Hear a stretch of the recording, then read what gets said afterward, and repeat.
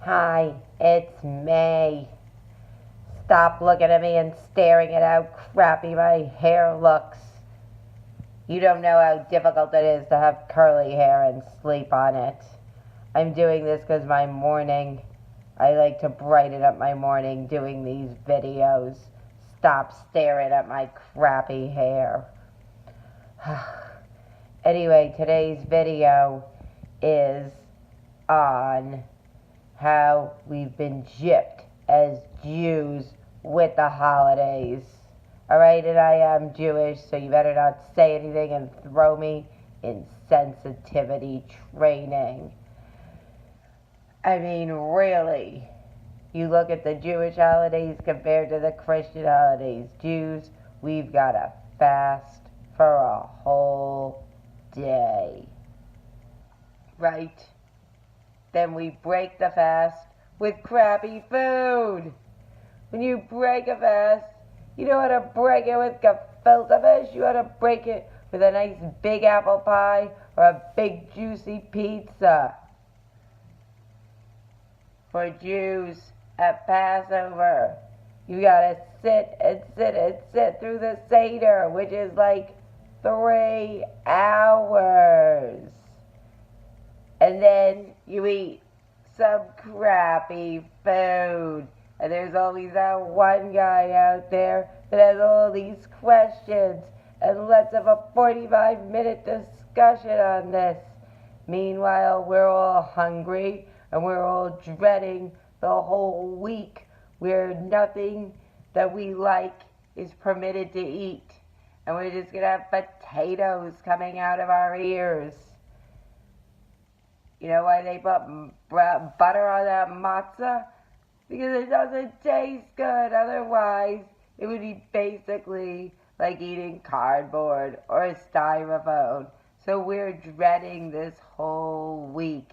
We have to sit through 3 hours where we talk about how we escaped from Egypt or wherever it was. And I'm just thinking I want to escape out of this house. And how what if a group of us just escaped?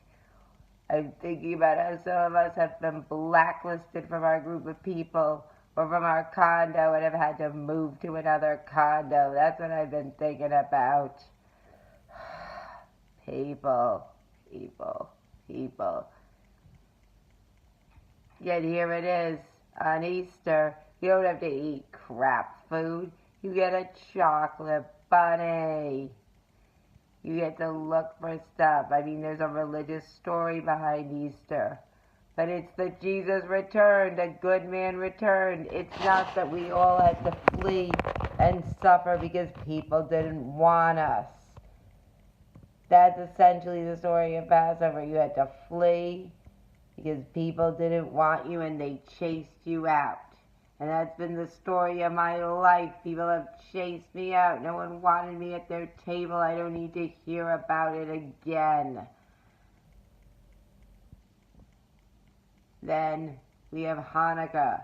And people think we won on Hanukkah over Christmas because you have 8 nights of Hanukkah. And that means 8 days of presents. But in reality, the first day, it's a good present. Second day, an okay present.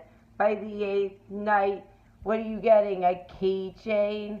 What? 6 nights of keychains we do not win over Christmas, where they get like 20 presents in one day. And then they talk about how there was enough light, and the miracle of this, and there's enough light. And yet, it's like there's a miracle of light as it continued. No, look at your cell phone. It keeps running out of power. You have to keep going to a freaking Starbucks to sit there and charge it every day. So there's no miracle of life. If there was, the cell phones would hold power for while you're stuck on the subway.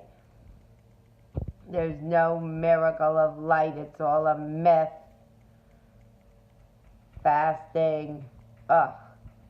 Plus, how humiliating is it to have to atone, and I'm atoning for my sins? What if you don't have any sins? What if you've really been working your whole damn life to do things right. You don't have sins because you've led a boring life.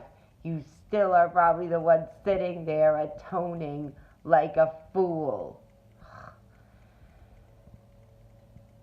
And